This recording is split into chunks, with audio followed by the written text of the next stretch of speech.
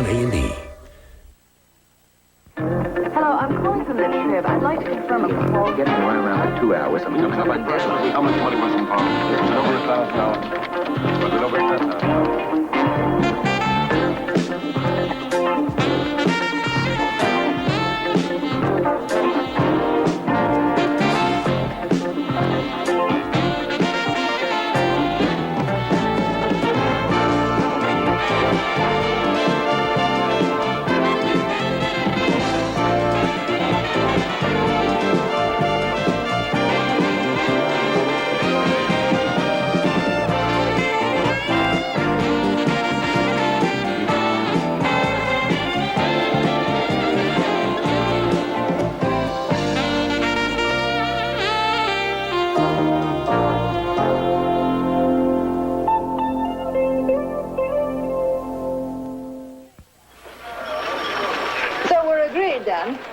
Okay by me. I'll call Waxman first thing in the morning. Tell me, how many people work in editorial at night?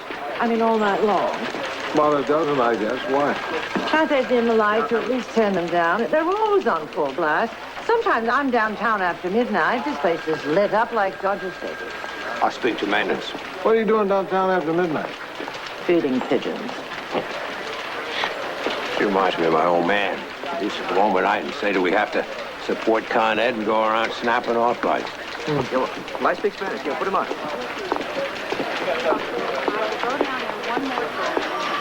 Perdón, señor. Mira, hey, Art, is the trib trying to get Steve Waxman from Cincinnati? Yeah, they want you and 2 minor league writers to trade. Hello. How much dough are they offering Waxman? I won't tell anybody. Oh, see, I can't figure that. You know. But whatever it is, it's too much. Did you see his piece on metric conversion? Not exactly exciting. That's funny. Such a sexy topic. No, seriously, if you're good enough to be brought to the coast, you should be able to make a story sing. Do we still have that sewer assessment thing on the assignment sheet? Not too much vibrato. I've got nothing against Waxman. A lot of people think he's great. It's just he disappoints me. Depends on what he's got to work with. Look, any story can be a gem. There are gems all around us. Any person walking past us right now is a story that could make the paper. Any of these people? That's right. Are we willing to wager, or are we merely warming the air with our breath? No, let's bet on it. Dinner. You're on. I get to pick the person. Go ahead. Well? No. How about him?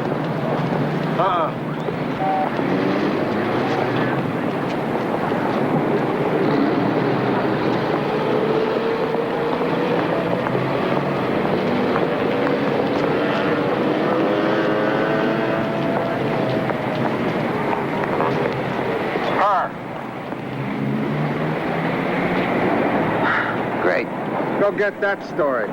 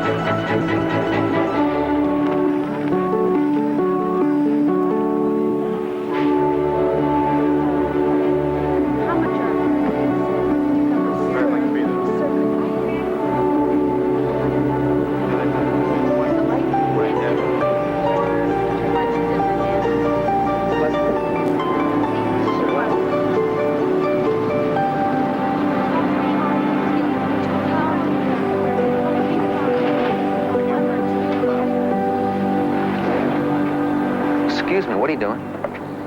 I have a permit to do this. Now, why would somebody throw out these tomatoes? Who's the food for? Friends of mine.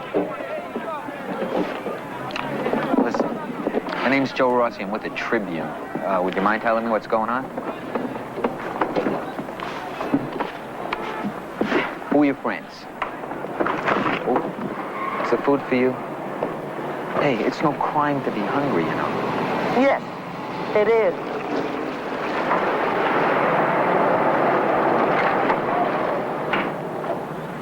A tiempo. Give me a hand. Oops. Well, get in.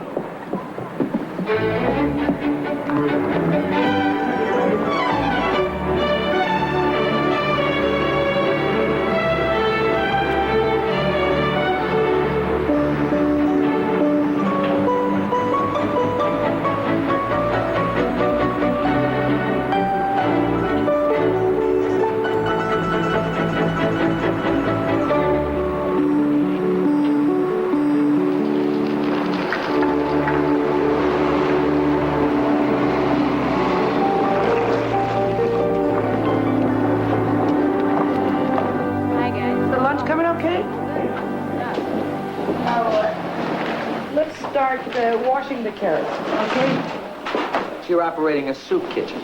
Yes, we are. Who runs it? The Sisters of Mount Olive. You're a nun. Oh, boy. What's the matter? Nothing. It's just, I used to be a Catholic once myself. Go on into the dining room. I'll be with you in a minute. Right, sister.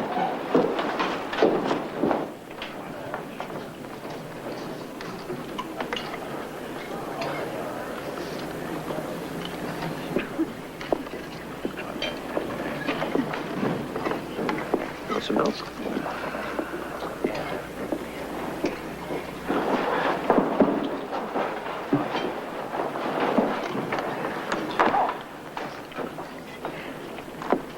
If you want something, just step up to the counter. Oh, no thanks. Would you mind telling me your name? Louise Frawley. Joe Rossi. Are you going to write a story about what we're doing here?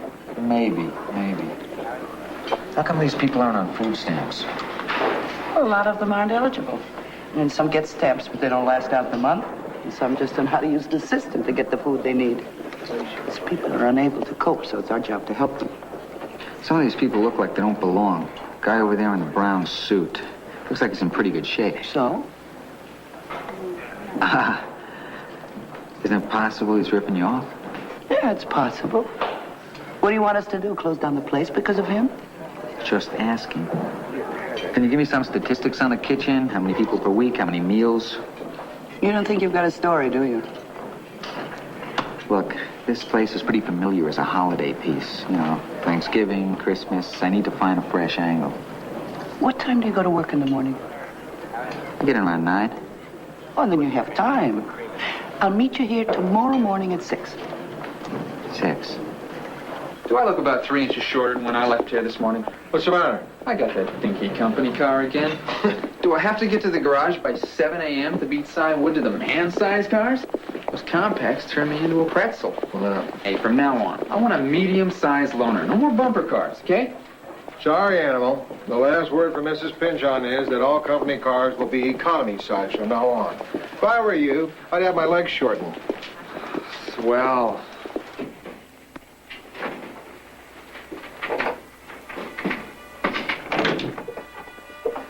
Good morning, Mrs. McLean. How are you this morning? Oh, who is this? He's a reporter. Now, I'm going to write a story for the Tribune. You can read about yourself. I've got cataracts. Oh, well, maybe someone can read it to you then. Oh, that would be nice.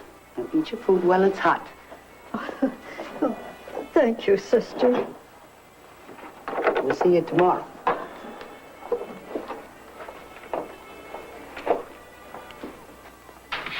What would happen to her if she didn't have you? Yeah, well, she does have us. Bingo! How come you didn't bring a photographer? Why? If you could get a couple of good shots, it might help the story get a better position. Sister Louise, don't expect to make page 1 with it. I had great confidence in you, Joe. Good morning, Mr. Brubaker. You're late. It's 6:30. I'm sorry. Our cook had some stove trouble. Is there meat today? There's fish and vegetables. I'd like a little lamb sometime. I like lamb. Why don't we ever have it? We'll try, okay? See you tomorrow. Doesn't it bother you when people are ungrateful? They don't have much to be grateful for. I do. Why'd you choose this kind of work? My father was an engineer, and my mom and brothers and I traveled a lot. When I was 10, Dad was on a job in Chile. I was shocked by the poverty. I've never seen people starving before. As Americans, we ate like kings every night. Right outside, people were sick from lack of food. So I started reading about nutrition, farming. I got to be a regular nut on the subject. When it came time to choose my work, I knew what I wanted to do. Well, guess there's just too many people in the world, not enough food to go around. Nonsense. There's plenty of food.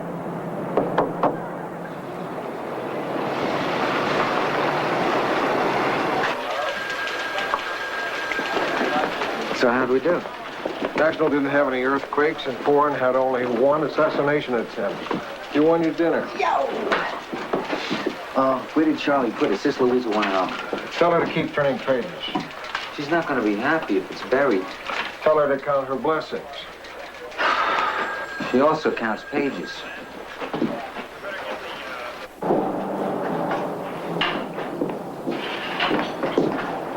Morning, sister. Good morning. Did you see a story in the Tribune last week? Give it a very prominent place, did they? Here, I've got something for you. The story wasn't so hidden that nobody noticed. People read about the kitchen, sent in checks and cash. Total's $286. God bless them.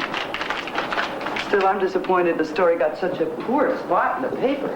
Sister, you're lucky.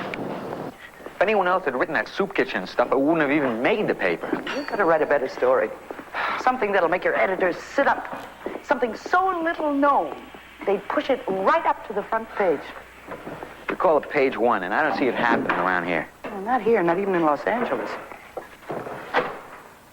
Now, why is this child dying? Is she? I don't know. Why? Sounds like the beginning of a pretty good story, doesn't it? Lou Grant will continue in a moment here on A&E. Who is she? Her name is Bibiana. She lives in the village of Escalon in Malagua. What is she dying of? Pneumonia, influenza, malaria, 3 or 4 other things. She's vulnerable to any number of diseases. One of them will do it. This is a long way from L.A. How does this make the paper? Her father's a farmer. This year, Malagua produced more food than ever before. So tell me, why is she starving? I give up. Why is she? As Nan says, I have to figure it out for myself. Oh, a puzzle. Fun. She thinks she's conning me into writing this thing, but actually, it's a good story. See, she spent 5 years in Malagua. It's not Metro. Whatever the girl's problem is, it's happening thousands of miles from here. It belongs to foreign or financial. If her brother plays baseball, it belongs to sports. Lou, a few days ago, we passed this woman in the street. Well, no, I know. She made the newspaper. Well, Sister Louise led me to Bibiana. It's the same story. It's developing. Rossi, you got yourself a dinner at McKenna's. That's it. So I'm pressing the bet. If this story doesn't make page 1, I'm taking you to that expensive French joint. What's it called? La Chaumière? Yeah. But I'm going to need a little time with this one. Unravel the mystery. It's a mystery, all right. Bibiana. Starving? Starving.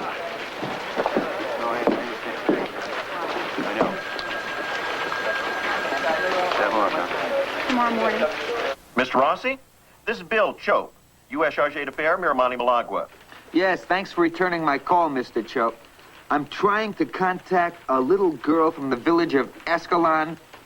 Her name is Bibiana Usquiano, and her father is a farmer. Escalon? I never heard of it.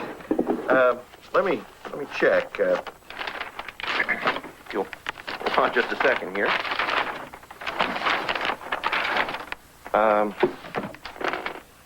G4. Here it is. A very small village in the foothill. Just barely on the map. There would be no telephone communication, probably not much of a road. How can I get some information on this little girl? What do you want to know? Well, I heard she is malnourished and she's about to die. Well, that's strange. Our government has given Malagua $700 million over the past 10 years. Much of that has gone into building up their agriculture. I can tell you, people are eating fairly well here in Miramonte. Food is cheap. Could it be different in the cities than it is in the rural areas? I suppose it could. I'm kind of pinned down here in the capital. Don't get into the boondocks much. But, Mr. Rossi, you have to be careful when you hear negative things about our activities in countries like Malagua. You mean it could be just anti-American talk? I found it often is. Who's available? Sweeney's got back trouble. Rosenthal's changing a tire. Why? I've got to send somebody over to City Hall. A young lady has handcuffed herself to the mayor's ankle. Why'd you do that? Some kind of a protest. City stopped her family from selling stuffed animals on street corners. Because they unlocked the cuffs? No. Threw the key out the window. Mayor's supposed to fly to San Diego today. He may have to take her with him. How's he going to explain that to Mrs. Mayor? Great talk around here. Rossi! Yes, sir? Are you free? You go to City Hall for me? Actually, I have an interview with a guy from DTW. Department of... You got me. What? Development for Third World. What's that for? Oh, some piece I'm doing for Luke. Something you're doing for yourself. Look, I need you, Rossi. Some nut has handcuffed herself to the mayor. What? We'd better cover it. Okay, I'll do it first, and maybe I can be late for my appointment. Okay, I'll send a photographer over to City Hall to meet you, but hurry up before somebody gets there with a hacksaw. Okay. What's the piece he's working on? That's that same item about the nun. Actually, it's not going anywhere, but I thought I'd let him chase it for 5 minutes. Lou, did you borrow San Francisco expenses? Yes. See these figures on Newman's trip to the air base? Yes. I guess you saw this other stuff. If there's an LG at the bottom, I saw it. You know, what we pay for business lunches has doubled in the last few years. Is it necessary to take a source to a fashionable restaurant? Whatever happened to good and reasonable? If you can get a story from a source and a fancy meal helps, that's getting off cheap. Feeling a little pressure from upstairs. Listen, you know me. If you really need it, you got it. Spending when you don't have to, that hurts. Next time I initial a lunch voucher, you want me to snarl? Try. I can't say categorically that nobody is starving in Malagua. But I'm surprised to hear it. They're doing so much better today than they were 10, 20 years ago. How much better? The production of food has doubled in the last few years. They're exporting food now. They even had a surplus that they had trouble moving. How did they increase production? It's largely through their own efforts, of course. But we have built 1,500 miles of road for them. We've also constructed 6 or 7 dams and given them a good irrigation system. You can increase the amount of food a country produces and very little may be getting to the poor. If they have no land, no jobs, no money to buy food, what good is it? It's true, poverty exists in Malagua. Lack of jobs is a problem. But we're attacking food shortages. Our critics, Mr. Rossi, usually don't like the political or economic system of that country. What are we to tell the Malaguans, for instance, that their form of government is no good? That's not our job. When money is given by one government to another, a deal is made. Each government gets something. It's political. On the other hand, when groups like ours go in, we go straight to the people. There's no deal. When DTW builds roads and dams, isn't that serving all farmers? Third world development helps farmers who are already well off. It's the wealthy ones who use the roads, the water, the irrigation systems to make more money, buy up more land. Come on, even the poor farmer needs roads to get to market. Water is good, irrigation is good. At least we're trying to give them the things they need. It's not our fault that the rich farmer benefits too. The ones who own the land benefit. And a lot of them are also in the military. The poor get nothing. Our programs are more and more focused on the landless, the peasants, the very poor.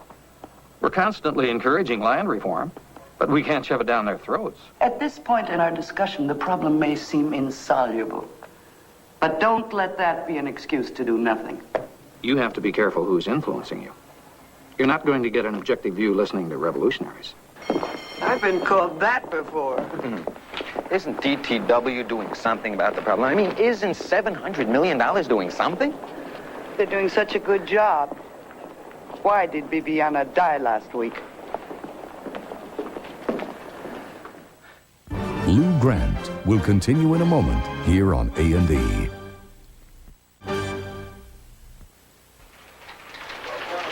Dear Senor Ross, I thank you for your lovely... I think that's kind. Great. Your kind concern for my daughter, Bibiana.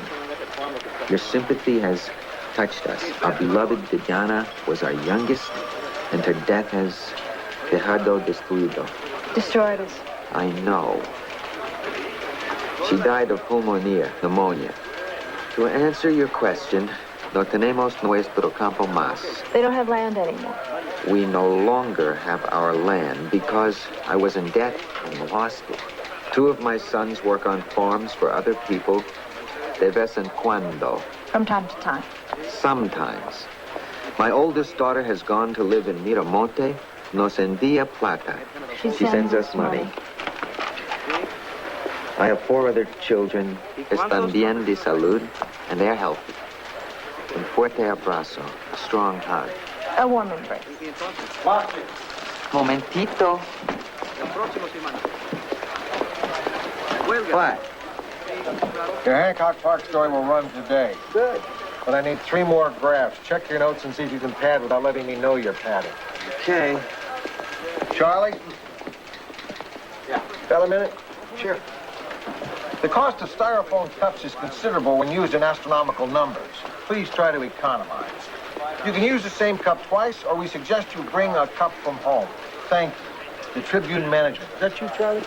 It's not. It's the 8th floor. Lou, this is my cup. I'm putting my name on it, and I don't want you using it. I think I'll find some old ones and wash them out. Boy, I'm in trouble. Gotta find a Malaguan student to talk to, and if a Castillo doesn't know any, then I'll be desperate. No, you won't. Desperate is when you end up looking for a Malaguan student in every parking lot in town. Thanks.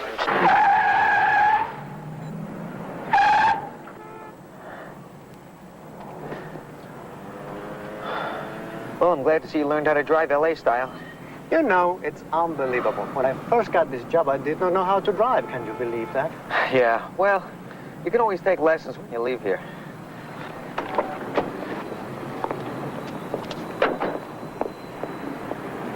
Let me try to answer some of your questions. Okay.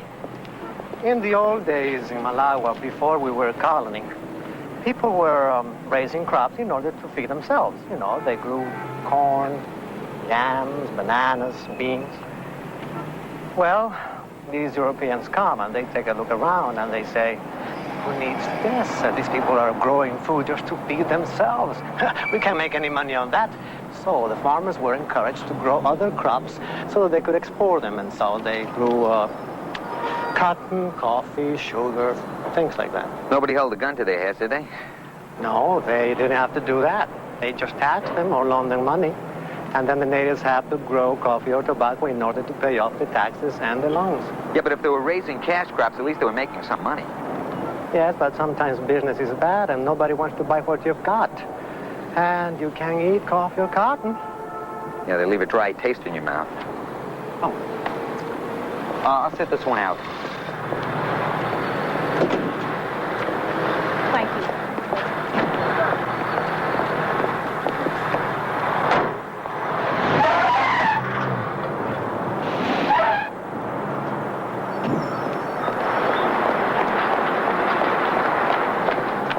Bibiana's father said he got into debt and lost his land. Does that happen much down there? Of course, the money lenders get them. How's that? At harvest, the farmers sell their crop.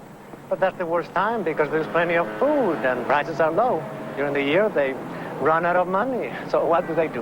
Borrow? And they pay big interest for the money. You have to have a bad year, the money man comes around and says, give me your land. You got it. That's what happens all the time. But one, how can you beat that? If the government really wants to help the poor farmer, give him cheap credit. That puts the money lender out of business. Bam, right away. So why don't they do that? It's politics. You know, maybe the farmer should take El Presidente out to dinner sometime. Oh, it's starting to get very busy. I'll park this car very fast. This one's going to be fast?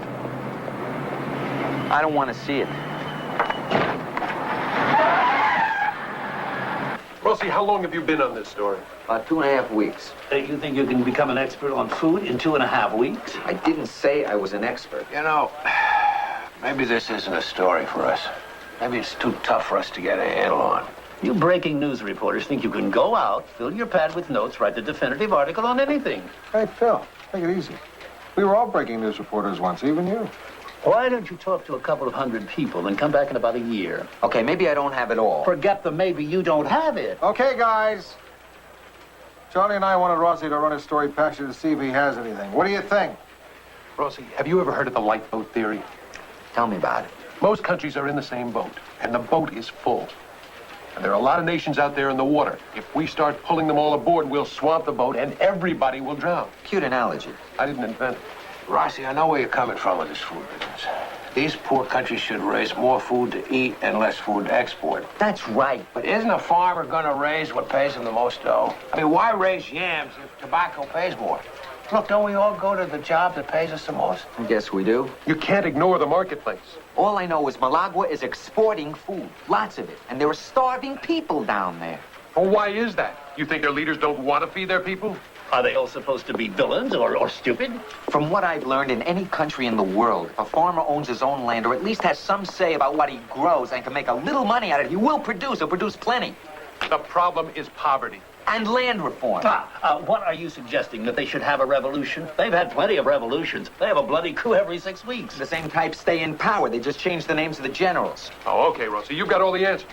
I have an opinion. I'm sorry. How do we do this thing? So damn complex.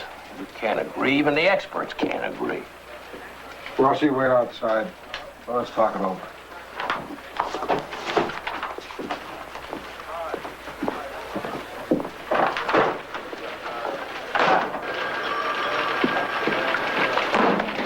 What's the matter?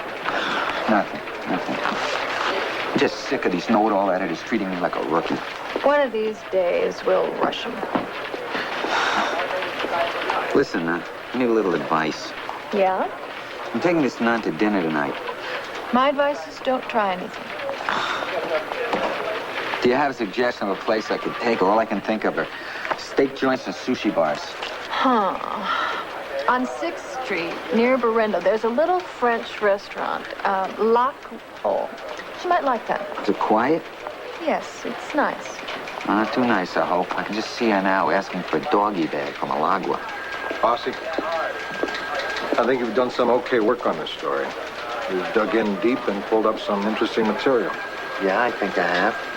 But Charlie and I don't see where it's going. You don't have to drop it. I'm sorry, but we need you on 3 or 4 other things.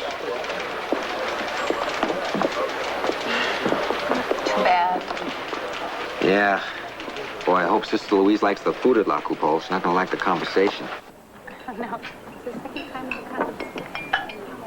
The lettuce is local. It's probably Imperial Valley. The little tomatoes come from Mexico, and the artichokes, I'd guess, from the Dominican Republic. Please, sister, take a night off. Enjoy your meal. Don't dissect it. Prices are outrageous. $16 for steak. What do you care? You're not having it. They're bringing you an almost guilt-free meal. How's your salad? Oh, delicious. How's your story coming? I'll talk about it later. Couldn't wait till after supper to ask me. It's not making it. My boss had me pitch it to the foreign and financial editors. They think my concept is naive. They rejected it. Your concept is accurate. You do know what's going on. Look, everyone knows there are people starving in the world. They don't want to think about it. Well, you should make them think about it. And if I do, what can they do? They can do what they can do. And don't underestimate people. You have to make them aware of the waste, the selfishness, the stupidity. Look, sister, My city editor's taken me off. The story is finished.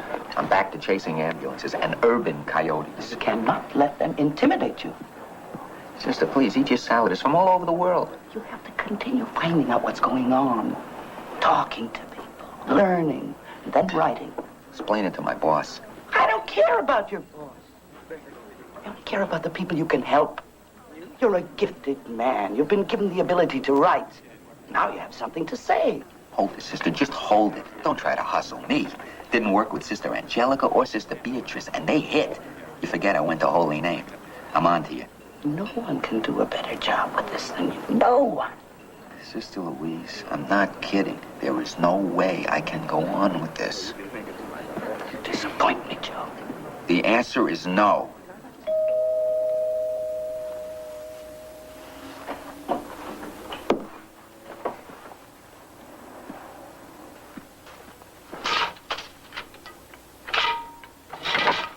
Hi, Lou. Come on in. What's going on? Why didn't you call first? I could have been here with the DeCastro sisters. Sorry. You want something? Coffee? Oh, no, not a thing. I'm fine. You're not gonna like what I'm gonna say. Let's find out. I'm not quitting on the food story. I'm gonna keep chasing it. What did I tell you about that? You told me to forget it, but I can't. I will do it in my spare time. I won't run Metro 5 minutes, but I've got to run this one down and write it out. Okay? The time you put in after hours is yours, I guess. But this worries me. You know what's driving me crazy?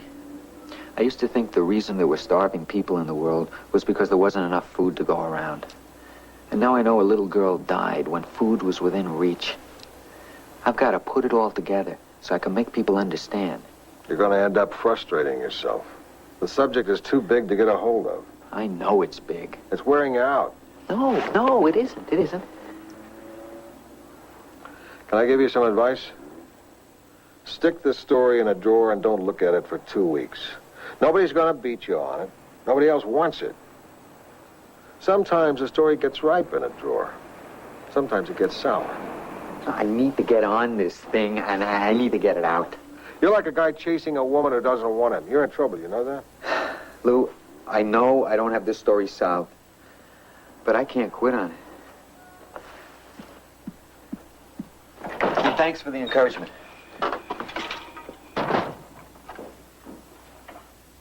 Lou Grant will continue in a moment here on A&E. Hey, we have another memo from the 8th floor. Hot dog. How's this for an arresting opening line? Where have all the pencils gone? Hey, that's kind of lyrical. Pencils are vanishing at the rate of 100 per day at the Tribune. Are people taking them home, tossing them in the trash, or eating them for lunch? They certainly aren't wearing them out at work. Please conserve, the Tribune manager. Isn't Mrs. Pinchon wasting a lot of energy on his conservation campaign? Hey, pencils disappear. That's their style. They like to vanish. Why is she bugging us like this? Are we supposed to be getting on a paper? I'm going to buy my own pencils. You can get seconds from the pencil company. A whole cigar box full costs you $7. I got some one time. The writing said, knowledge is power. Knowledge was spelled wrong. Get me some, okay? Sure. Hey, who needs the Trib's pencils? Attaboy. Gesture of defiance with my property.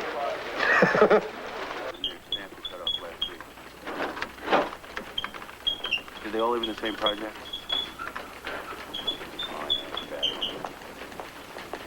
Why don't you go home? Waiting for this wire photo to come in.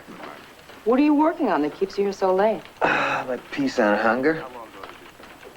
Linda, can I run something past you, see if it makes any sense?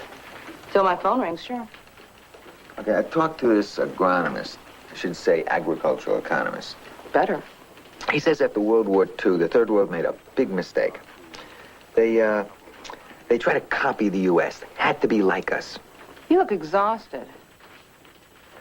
They said, see, the U.S. has the houses, the cars, the fridges. Let's be like them. Let's industrialize. Can you blame them? Yeah, but they try to do it too fast. It took us over 200 years to build our plants and factories. They try to do it overnight. City desk. No, Chavez is off tonight. Yeah, try tomorrow night. Okay. And they poured everything into industry and it killed their agriculture. Why? Because farms need investment too. Equipment, irrigation, pesticides, fertilizers. It's the first time I've ever seen you drink in the city room. And they brought huge numbers of people into the cities to work in the factories. Then the politicians had to keep the price of food down to keep the workers happy because they knew they could riot and throw them out of office. Makes sense? It doesn't make sense because if the food prices are kept down, the farmer can't make a buck and he won't produce, right? I guess.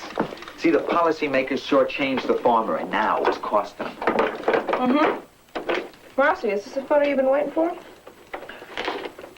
Yeah. Who is she? Some little kid in Malagua. I asked one of our contacts in Central America to send it up. It's no Christmas card, is it?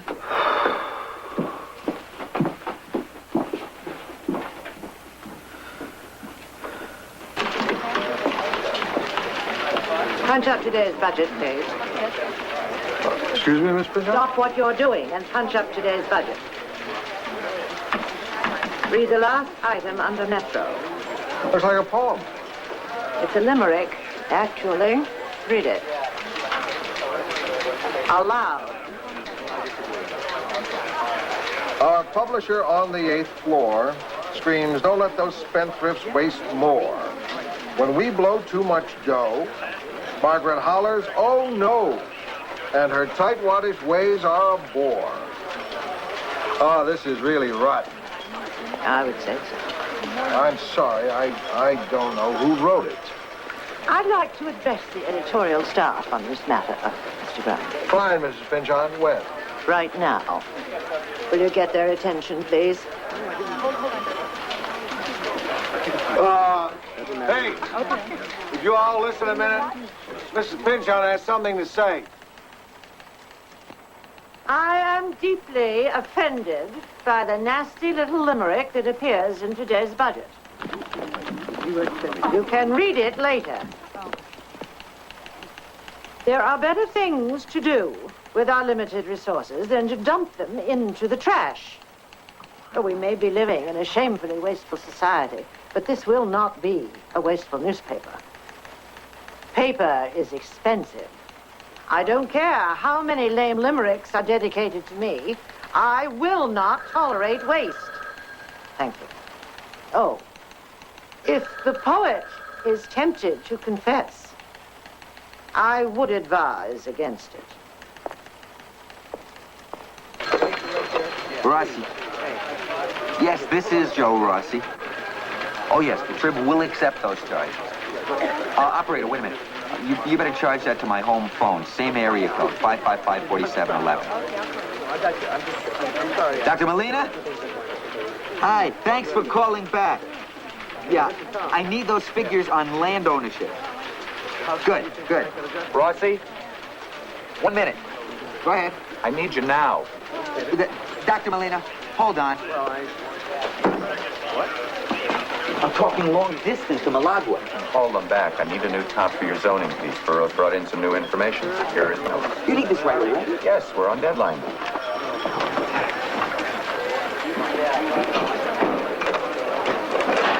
Dr. Molina, can I call you back? Oh.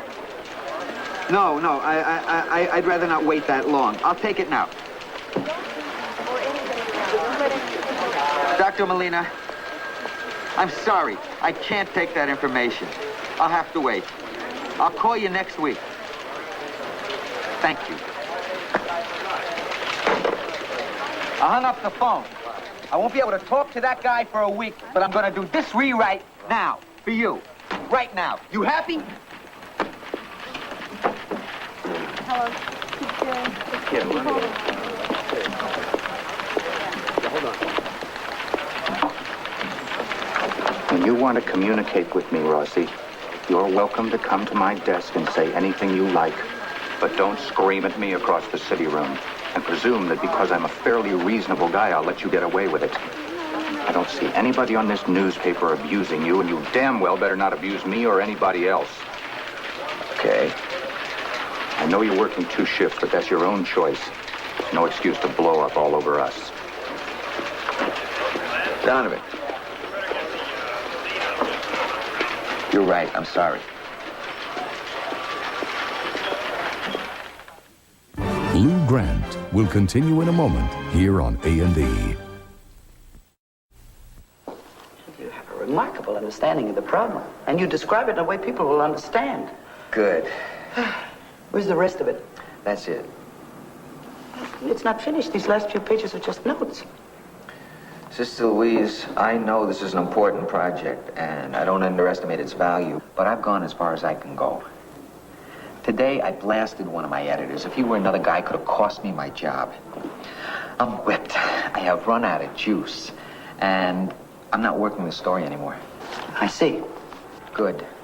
Because it would be absolutely self-destructive for me to continue. See, it's trying to do two jobs, and both of them are tough. And it can't be done. You do get the picture, don't you? I think so. Okay. I wanted you to finish because your story would reach so many people. Look, even if I finished, which I cannot do, what guarantee do I have that the Trib would publish it? My managing editor has already nixed it. If you can't do it, you can't do it. I really can't.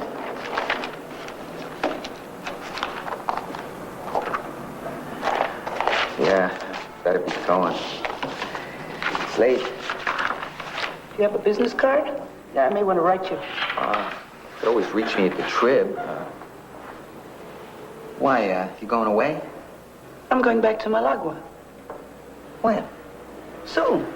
I feel much better now, and I think they'll let me go. What do you mean you feel better? I told you about that. I didn't. Oh, well, I got sick down there. I didn't watch my food. I got run down. I was in the hospital for a while. They finally sent me up here to rest. And I've been taking it easy, waiting to go back. Taking it easy? Carrying food to shut-ins, scrounging around for vegetables and dumpsters, working here to all hours of the night. That's taking it easy? Well, it is easy compared to what they're going through. We're very lucky.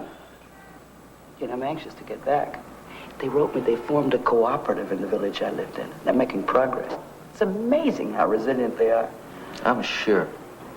I'm gonna miss you, Joe. Thank you, sister. I don't suppose you could take a rest and then tackle it again in a couple of weeks? No, I don't think so. Too bad. I guess it's really too much for you. Stop it, sister. What? Stop working me. You've been working me. You tell me these sad stories, get me stoked up about these starving people, get me busting my back. Everything I told you was true. All you need is music. Come on, you manipulated me. You have had me on strings. Why didn't you just come straight out and say, this is what we want, we need some copy? Well, that's what I did say, I thought. Dragging me around to shut-ins? And when I tell you I can't write it, you get sore, you argue, you flatter. You know what's at stake? Starving people. People dying because they're hungry. Here we go again. All right, I admit it. I was manipulating. I don't like to do that. I beg for food. I don't like that. But I must do it for people who are dying only because there's so much indifference. I know you're tired. I can see it in your face. I hear it in your voice. But you have something left, a reserve. You're young. You're talented. You know the rightness of your task. And you're a decent man. Okay, sister, that's enough. Oh, you know something? You make a pretty good editor. So Rossi's final hook on the story is the nun goes back to Malagua. She left yesterday. Good piece. Think it'll interest anybody? What's your opinion, Lou? I would like us to run it. Not many of our readers are starving, but maybe they should know why millions of people are.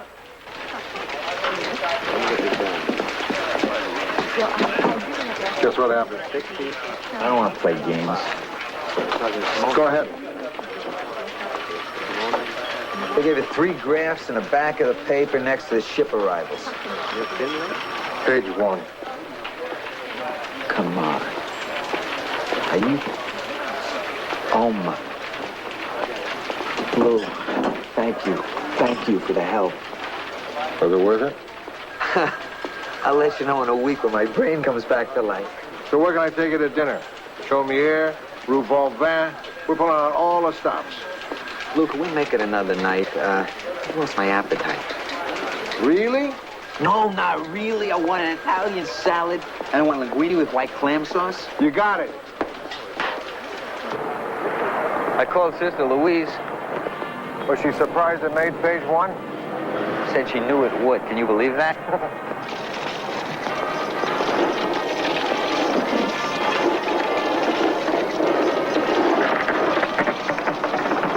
Lou? That's just crazy, but I think there's a story there. What about the linguine? Can I have a rain check?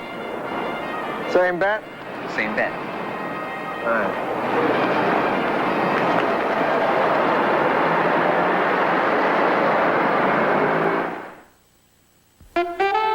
She had one driving passion, to be a star. We'll follow Jane Mansfield on the road to success as Blonde Ambition Week continues on Biography tonight. Now, a group of prostitutes are found murdered. A cop makes the jump from vice squad to homicide on Police Story. Next on A&E.